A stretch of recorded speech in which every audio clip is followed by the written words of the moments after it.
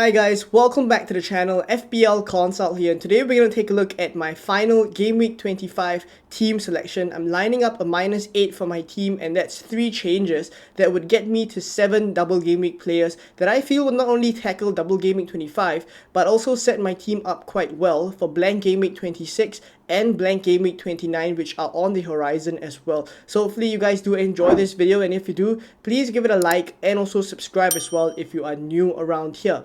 So very quickly, before we jump into my double Game Week 25 team selection, this was how I did in Game Week 24. I had a small green arrow from 335k up to 306k in the world right now. So I'm just shy of the top 300k. The aim from the start of the season was always to finish in the top 50k, so we are on track for that. Hopefully with the blanks and doubles coming up, that will be quite tricky to navigate. I have all my chips in hand as well as a chip strategy that will navigate those game weeks.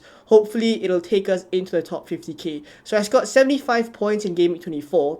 And for my team, it was a story of my attackers carrying this team forward, because defensively, when I count for all the 3 defenders that I have as well as the goalkeeper, I only scored 8 points in total, which is less than some of you guys with Gabriel and Saliba, and some of you guys even had both these Arsenal defenders who scored really well, right? So 8 points in totality for all my defenders, really not great, but up front it was a different story. Saka with 15 points, Palmer with 10 points, coming off with 2 late assists in the Chelsea game as well as 2 bonus points.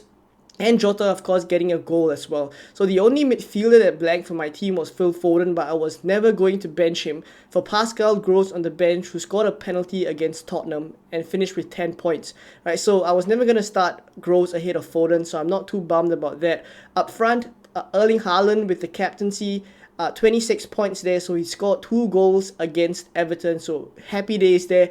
At the first half, when it was 0-0, I was kind of thinking maybe it was a bad decision to captain Erling Haaland, but of course in the second half he turned things around and landed on a 13-pointer. And then for Solanke, he got an assist. Bournemouth aren't looking super good in attack right now, so he could be a player that leaves in Game Week 25, but I have a transfer planned in mind that will remove Solanke. Then of course there's Ollie Watkins, who blanked against Manchester United because Aston Villa did not manage to put many past Manchester United as well. So with this team for Game Week 24, I managed to land on a small green arrow, so that's 2 in a row now. Hopefully we can keep this momentum up moving into Game Week 25.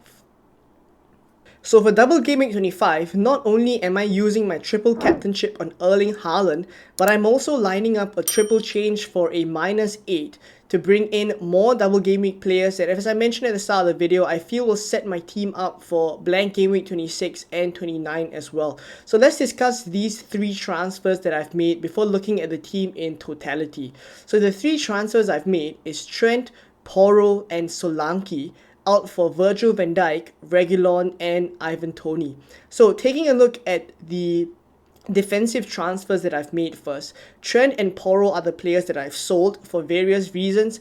The news about Trent is that at the earliest he will be back after the Carabao Cup final against Chelsea. So that basically rules him out for a double Game Week 25, and he's a non-option anymore, so that's why it's an easy sell. And then for Porro as well, he is nursing a bit of a muscular injury, so he's a doubt for the Wolves game. So he's someone that I think it's easy to transfer out as well. But the reason I haven't locked these moves in is, of course, he is being assessed, as Ange Postecoglou has said, so there's a slight chance he could be back in time for the Wolves game in Game 25. But even so, he's a player that I've mentioned I've been stuck with for quite a while.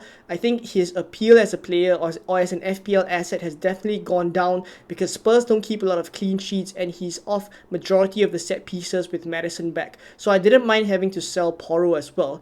And then the replacements that I've gone for here are Virgil van Dijk and Sergio Reguilon. So with Virgil van Dijk, the reason I've gone for a Liverpool defender, and he's the safest one to go for, the reason I've gone for him is because I want at least 2 Liverpool players for this double Game Week 25.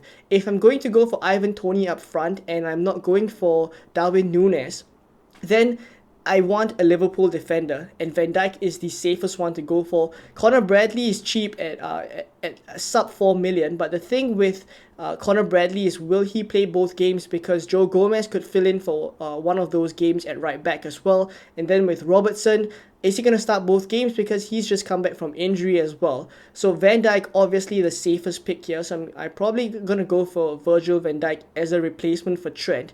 And then for Reguilon in place of Pedro Porro, sorry. For Reguilon, the thinking behind him is not only does he play in 26 and 29, but he has a double now in 25, though not the best double with Liverpool and Man City. But the thing with him is his attacking threat that I quite like. So against Wolves over the last weekend, he actually could have gotten more attacking returns, and we've also found out that he's on set pieces now. So the kind of comparing Reguilon and Porro, both Brentford and Spurs don't really keep a lot of clean sheets. So both of these players relied majority of their points on attacking returns. So I do like the attacking output of Reguilon as well. And I will take my chances that at 4.4 million, he's a player that will continue to start consistently for Brentford. So I think that is a kind of a calculated gamble that I'm taking here. Of course, that he plays in 26 and 29 also helps me to add an additional player there. So these defensive transfers, I'm pretty much 90% likely I would make these moves. Even if Porro is back fit for Wolves in time, I still may make this move. And then up front for Solanke to Ivan Toney, the thinking behind this is now that I've freed up some funds by selling those defenders, I have money to do Solanke up to Ivan Toney, and he's a player that I think firstly is quite a good differential. He's on penalties, he's plays 90 minutes for Brentford.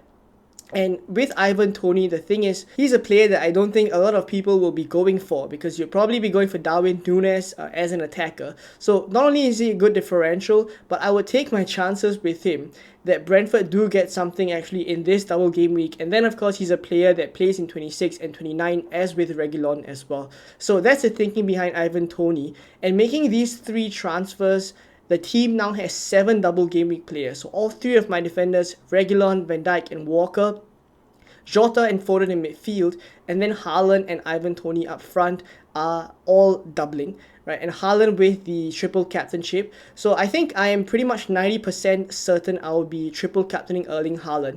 The only other option is Solanke in 28, which by then I'm pretty sure I will have back in my team again. So the question is whether I would want to save the triple captainship for later on.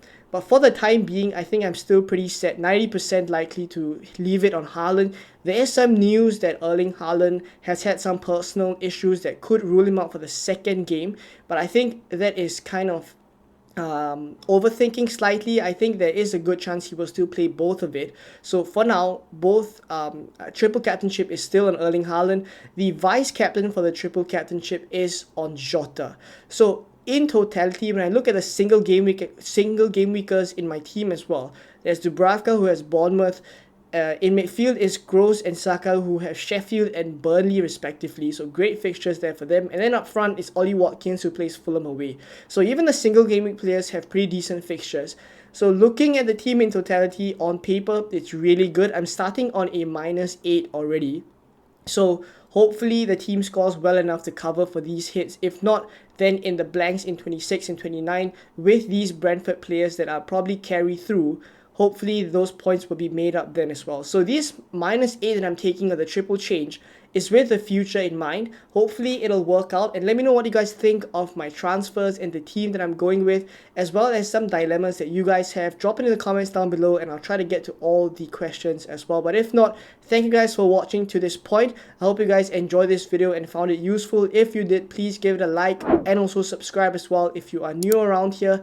And I'll catch you guys in the Game Week 25 deadline stream 3 hours before the deadline as always. Bye-bye.